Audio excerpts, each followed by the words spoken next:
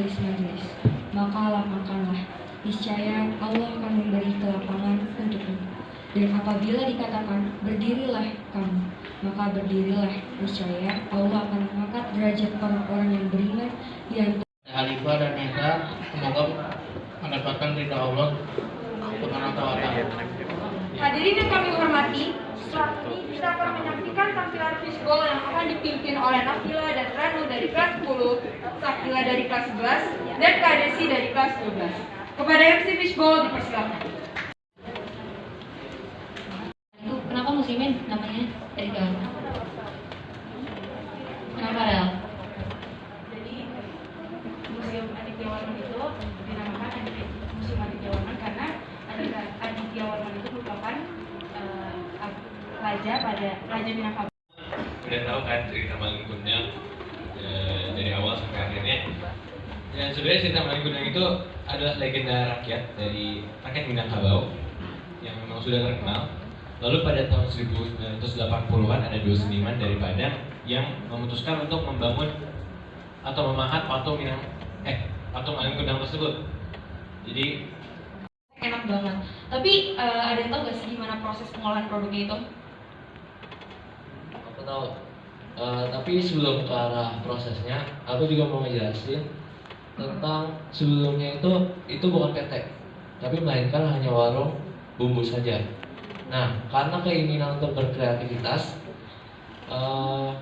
lalu bahan-bahan itu disangrai dan digiling, dilanjutkan dengan dihaluskan, lalu dikemas dan Pada lebih mudah. Setelah itu kita akan memutar generator. Putaran yang dihasilkan generator akan menghasilkan listrik yang kemudian akan disebarluaskan ke rumah-rumah penduduk. Lilin itu fungsinya untuk penanda membuat pola. Jadi yang hati itu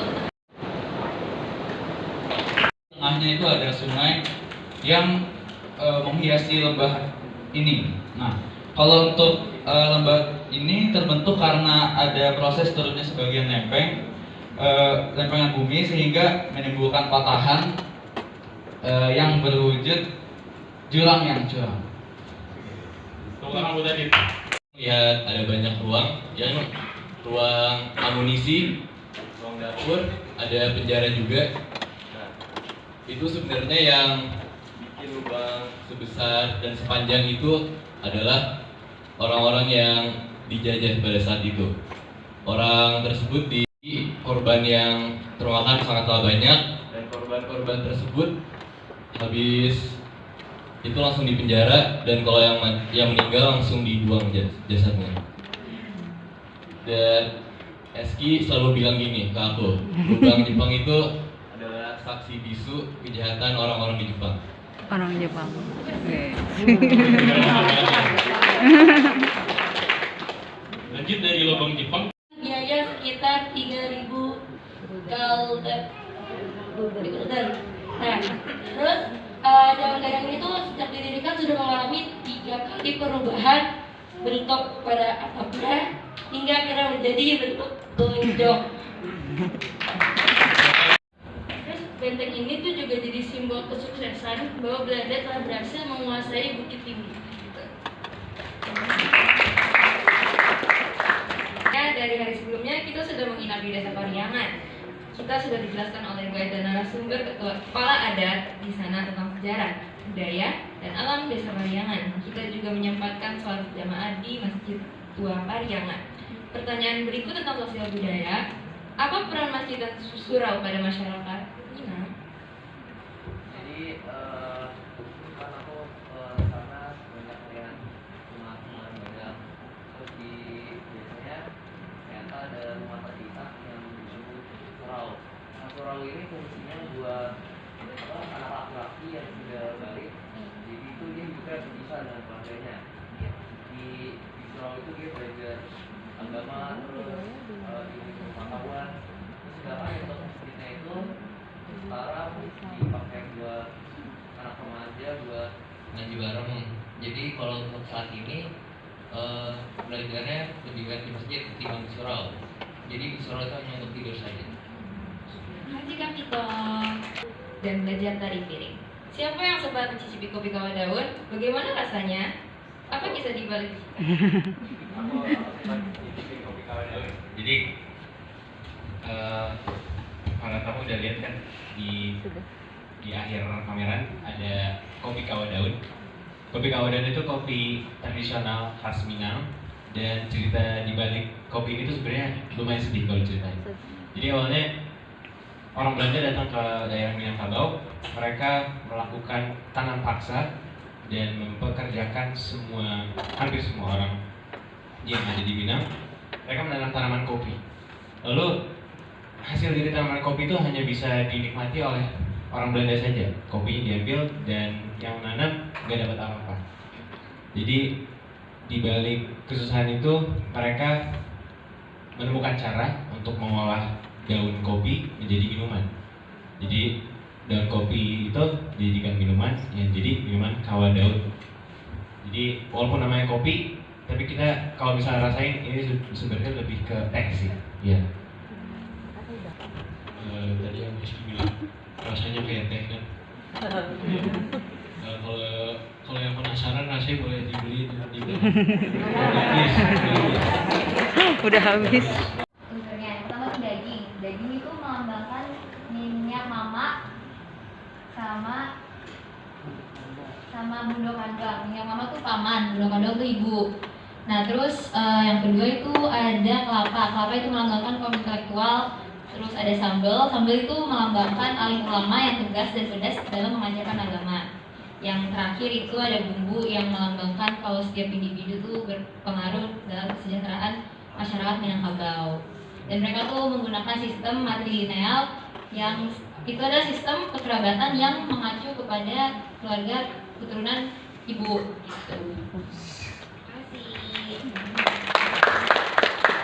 Gitu cuma tapi setelah nyoba sendiri itu agak susah ya, soalnya kan pertama kali kayak licin gitu, takut jatuh. Tapi ternyata intinya tuh kalau misalkan pede bisa tuh.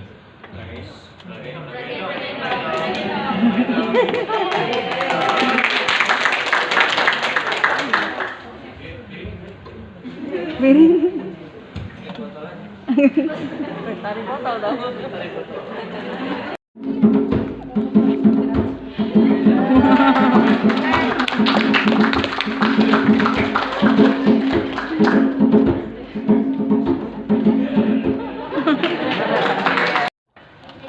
Batik Nagari Tuo ini namanya Batik Nagari Tuo karena Desa Pariangan dipercaya sebagai asal mula terbentuknya suku Minangkabau.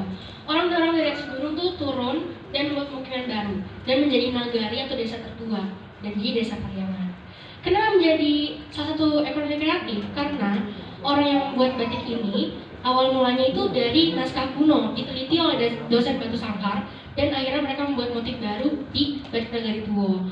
Selain itu mereka juga menggunakan konsep 3R, reduce, recycle, dengan menggunakan ampas kopi sebagai pewarna alaminya. Dan kalau misalnya kita bisa cium itu tercium bau aroma kopi yang menjadi pembeda antara batik ini dengan batik lainnya.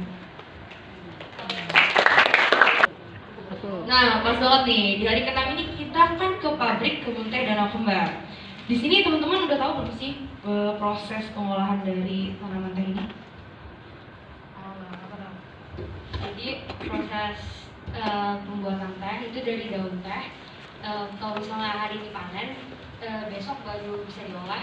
Jadi ada proses digiling dulu. Itu terdapat proses penggulungan atau daunnya itu dibalik. Jadi supaya proses pelayuannya itu cepat dan merata. Kalau misalnya udah proses pelayuan sudah selesai, itu masuk ke proses fermentasi. Setelah proses fermentasi, di proses fermentasi itu kandungan zat asamnya dikurangin, lalu baru masuk ke proses pengeringan dan lalu pengepakan. Teman-teman, apa sih keistimewaan dari bangunan masjid ini? Mau bantu jawab ya. Jadi kalau bisa dilihat ya tadi miniatur yang dibuat Janur, walaupun nggak ada atapnya belum. Itu bisa dilihat nggak punya atapnya, nggak ada kubah. Jadi atapnya itu berbentuk gonjong. Namun filosofinya itu bukan diambil dari Bojong, tapi dari musyawarah yang dilakukan Nabi Muhammad SAW. Saat itu ketika Hajar Aswad ingin dipindahkan, dan waktu itu ada 4 kafilah yang mengangkat kain, dan kafilah itu 4 kali kafilah itu berasal dari daerah masing-masing. Lalu tapi ada di dalam, artinya juga pintu yang melambangkan sholat 5 waktu, total sholat 5 waktu. Lalu ada Asmaul Husna dan memiliki kipas angin besar di tengah dan bisa terbang gitu.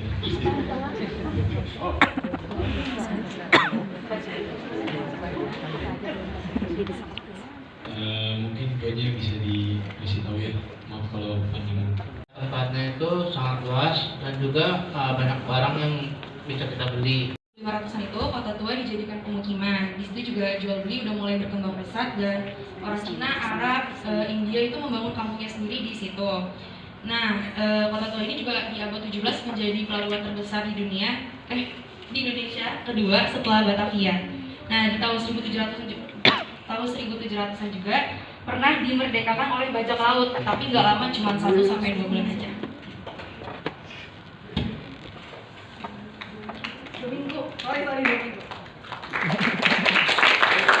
Dan sangat hebat karena udah bisa nyusun acara dan koordinasi dengan orang-orang di sana. Untuk adik-adik kelas yang masih akan ikut ekspedisi selanjutnya, pertahankan kerja keras dan semangatnya karena kerjanya udah bagus banget.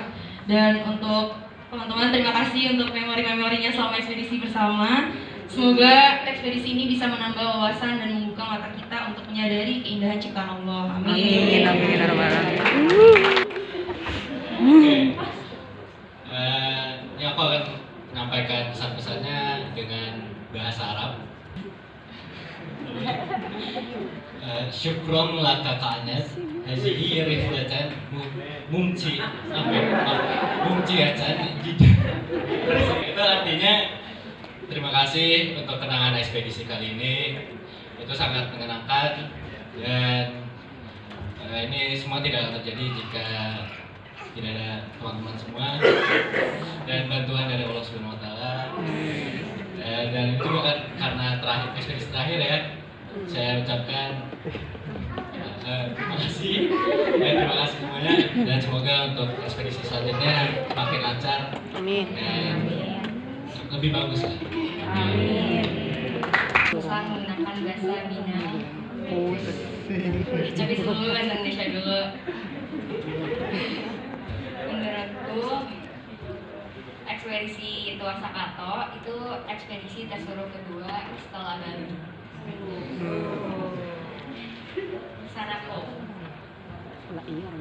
Alam Sumatera Barat, Rancabana, dikelilingi Jombit dan Gunungnya Sajwa, hutannya rimbun, jalannya berkelok-kelok, Sumatera Barat apa-apa juga.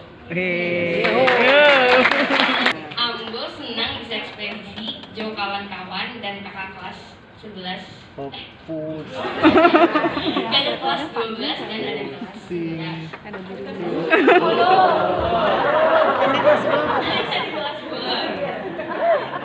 Tapi Ambo sedih ekspedisi Iko yang terakhir sama kelas 12. Dari ring doa semoga kelas 12 sukses selalu. Dima Sajo Barado. Amin. Tarimo kasih. Kesan-kesan pakai bahasa Indonesia. Jadi ekspedisi ini mungkin beda sama yang sebelumnya, tapi ekspedisi ini nggak kalah seru. Makanannya tuh top banget, enak semua. Terus kita semua saling berbagi kebahagiaan, masalah-masalah yang ada kita laluin bareng-bareng. Dan menurut aku yang paling berkesan itu pas kita coba cari piring, walaupun ada piring yang jadi korban. Itu dia. Kali ini piring jadi korban. Piring jadi korban pecah, hancur. Ketua ekspedisi, ke bendahara, ke seksi-seksi semuanya, makanya terima kasih banyak buat ekspedisi jadi keluarga. Iya. Ini ekspedisi yang terakhir buat aku dan teman-teman kelas 12. Jadi good luck buat yang adik kelas 11 dan 10. Gitu, sekian dari aku. Bahasanya itu bahasa Arab yang dimana syukron laka asdiqai jamila alirohlatu mumtiatan yumkinani ana aku mislu hazan marrah, yang artinya itu terima kasih teman-teman yang membuat ekspedisi ini menjadi sangat menyenangkan, dan aku harap tahun depan bisa menjadi seperti ini lagi. Aku ingin menyampaikan kesan-kesan lewat bahasa Indonesia. Ekspedisi kali ini sangat menyenangkan. Akhirnya aku bisa ekspedisi keluar Pulau Jawa. Banyak hal yang aku pelajari. Aku bisa tinggal di rumah gadang bersama teman-teman.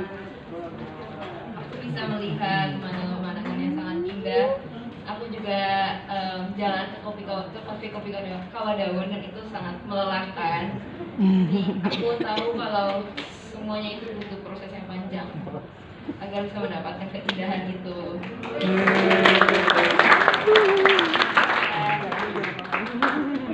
Aku Naira dari kelas 11. Aku ingin menyampaikan pesan-pesanku dengan bahasa Inggris. From this expedition, I got so many new experiences, such as trying out new foods and staying at a village. And from this experience, I can see the world from a whole new perspective. And I'm so very thankful for that. Thank you. Ya, aku memberi pesan pakai bahasa Minang.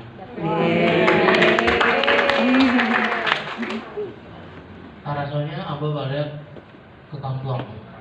Balik kampung. Padang. Alape harap waktu makanan bekasnya nasi kabau. Dia tampek-tampek penangan di jam Padang Marat Janok di Bukit Tinggi. Semoga ekspedisi selanjutnya lebih sukses lagi.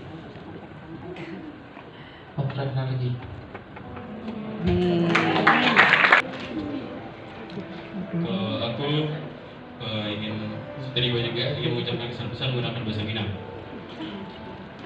Ambo merasa senang karena bisa beraja dengan kawan-kawan. Manure Ambo, Sumatera Barat itu unik dan kayu Nusantara. Semoga ekspedisi selanjutnya lebih sukses lagi. Amin. Ekspedisi kali ini kan cukup banyak pengalaman baru juga buat aku pergi ke Sumatera Barat. Menurut aku tempat yang paling berkesan itu di Desa Pariaman karena bisa melihat pemandangan yang bagus. Expedition, and I think I had a great moment and memories. Even though on the last day I was sick and I can't go to school for 4 days, but it's okay because Sumatra was so beautiful. They have beautiful mountains and scenery. Also, the food was amazing too. And I want to say thank you for all my friends that made this expedition successful. Thank you for all the hard work. You all did your best, and I'm so proud of us. Jadi aku mau menyampaikan pesan-pesan dalam bahasa Arab. Ismi Aura, namaku Aura. Zahabtu ila Sumatera Barat. Aku pergi ke Sumatera Barat. Aku nasi padang, nasi pange, rendang. Aku makan nasi padang, nasi pange, sate padang dan rendang. Anda Samidun Jiddan. Aku senang sekali. Semuanya, aku Ina dari kelas 10. Aku akan menyampaikan kesan dan pesan dalam bahasa Inggris. This expedition is probably the most unpredictable expedition I've ever experienced. We faced so many problems along the way that messed up with our plans a little, but alhamdulillah, we got through it together. I'm amazed by how everyone worked together so well and how we support each other in every step of the way. I want to thank my friends and teachers who have worked hard to make this expedition happen. There are so many lessons I could learn from. Once again, thank you. Mau pakai bahasa Minang. Ambo banyak dapat pengalaman selama ekspedisi. Ambo belajar banyak hal selama di Sumatera Barat. Pengalaman itu akan selalu tak kalah. Terima kasih semuanya. adalah aku akan memberikan pesan-pesan dalam bahasa Inggris. So basically, I was in charge for the transportation with Reski. At first, it went well, but then when we actually got there in Sumatera Barat, a lot. Mwah. Saya orang Minang. Saya orang Minang. Ambo orang Minang. Aduh ayangnya. Kami sama Jo, Eski, Aduh. Vito dan Uda Dewa. Udah deh. Ayangnya membuat rangkit-rangkit di badan hilang.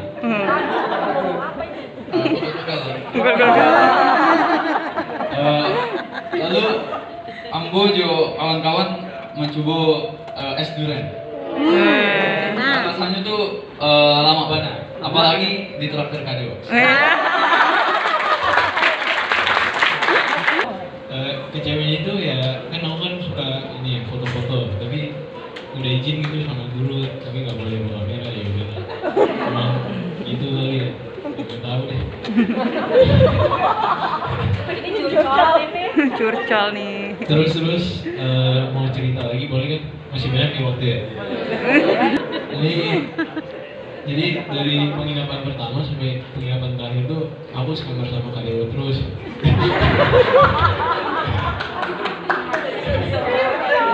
Tapi asik juga orang. Baik-baik ya. Oke.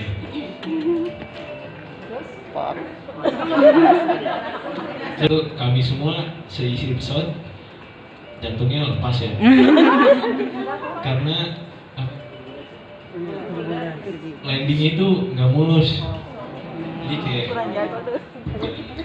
goyang-goyang itu kayak wahana di Dufan. Tiba-tiba pesawatnya ngepot itu kan kayak ngeri aja. Udah nyampe tiba-tiba sampai jadi mana nggak tahu.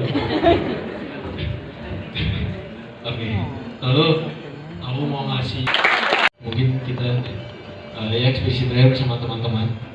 Dan senang juga karena udah bisa pergi ke Padang bareng teman-teman juga. Assalamualaikum warahmatullahi wabarakatuh. Saya Eski. Dan ekspedisi Tua Saka ini adalah ekspedisi terakhir saya bersama teman-teman SMA. Dan pada saat akhir ekspedisi ini lumayan emosional, tapi nggak apa-apa. Dan di ekspedisi ini ada banyak sekali masalah, cuma lebih banyak solusinya. Ada banyak sekali kesedihan atau kekurangan, cuma lebih banyak enaknya, lebih banyak senangnya. Dan saya selaku operasi ingin mengucapkan permohonan maaf atas ketidaknyamanannya selama di sana. Dan kita tuh sempat ganti bus 3 kali, 3-4. Kita ganti bus setiap hari. Masalah dari jamnya Telat ya. terus ada masalah gimana lagi, besoknya gimana lagi.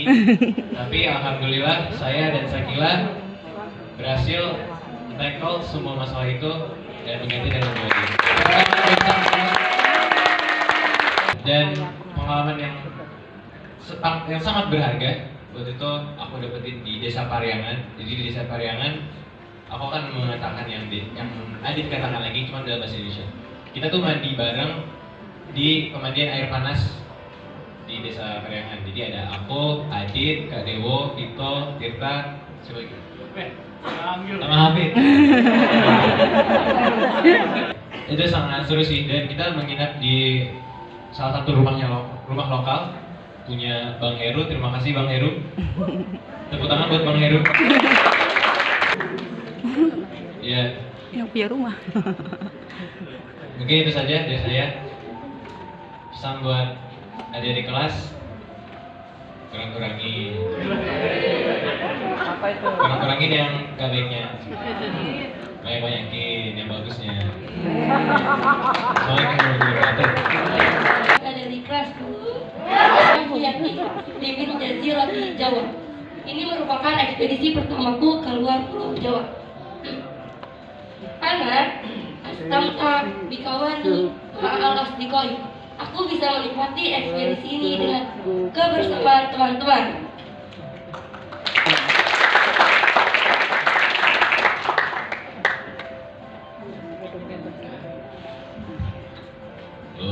Assalamualaikum warahmatullahi wabarakatuh. Waalaikumsalam warahmatullahi wabarakatuh. Ini mau pakai bahasa Jepang atau Jerman? Jepang. Watashi wa namai wa Janu desu. Itu aja. Jadi ini ekspedisi yang sangat dan akan berkenang di hatiku karena merupakan salah satu ekspedisi yang paling seru. Walaupun ada banyak sekali kendala, seperti contohnya saat di bus perasaan bawa duit 1 juta nih ya.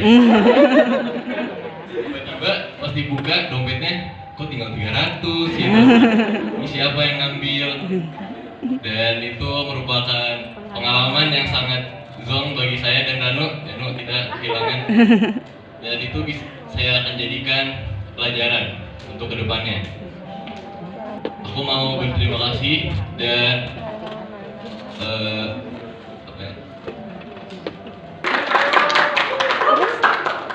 pokoknya ini Ya, selesai. Semoga pengetahuan dan pengalaman yang kita peroleh selama ekspedisi dapat menjadi bekal kita untuk membangun diri dan bangsa ini di masa depan.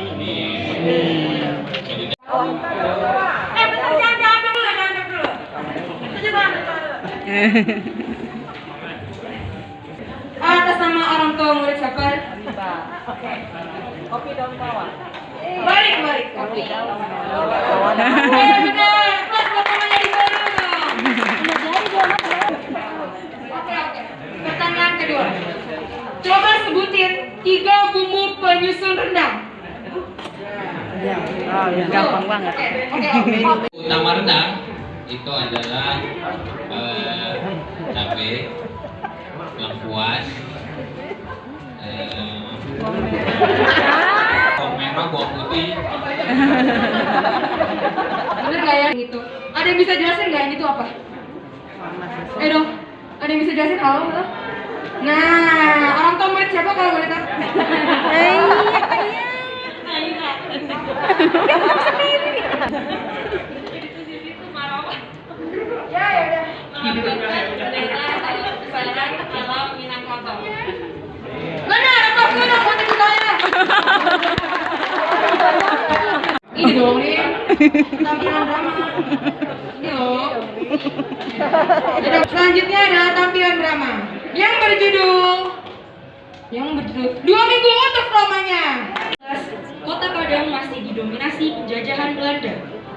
Masyarakat Kota Padang bekerja di bawah tekanan prajurit-prajurit Belanda.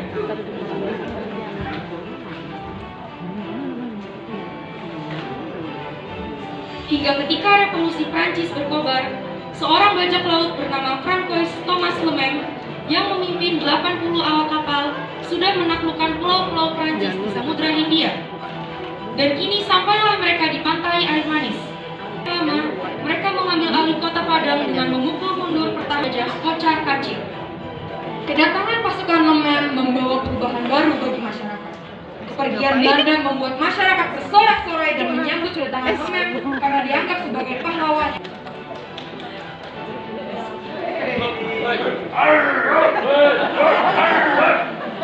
Oh, ini ceritanya yang itu tuh, yang cuma pakai kata itu. Iya. Satu. The Caribbean.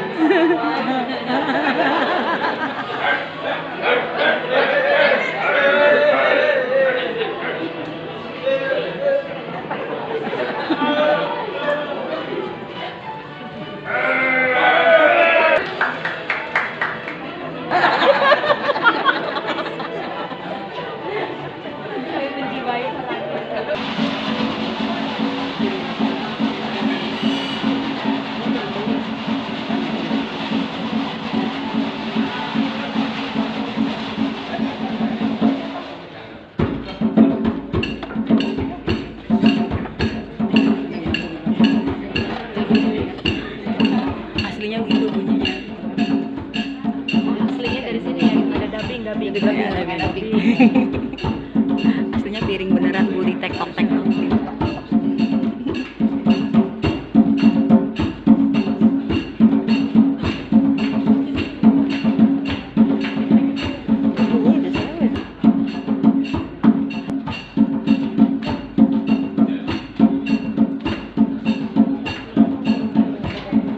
Jangan jatuh piringnya.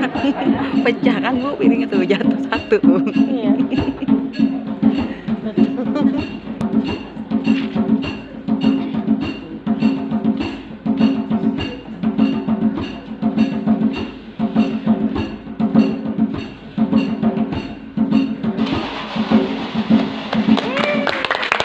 Awam ternyata suatu hari mengagetkan kaum borjuis menengah ke atas.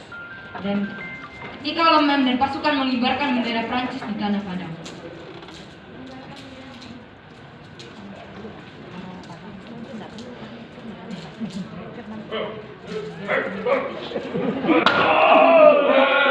Lebih dari itu, perlakuan para bajak laut sangat kasar dan bengis pada kaum saudagar atau orang kaya. Mereka mewajibkan pada orang kaya untuk membayar peti sebesar 70.000 ringgit yang berhasil dinegosiasikan menjadi 25.000 ringgit.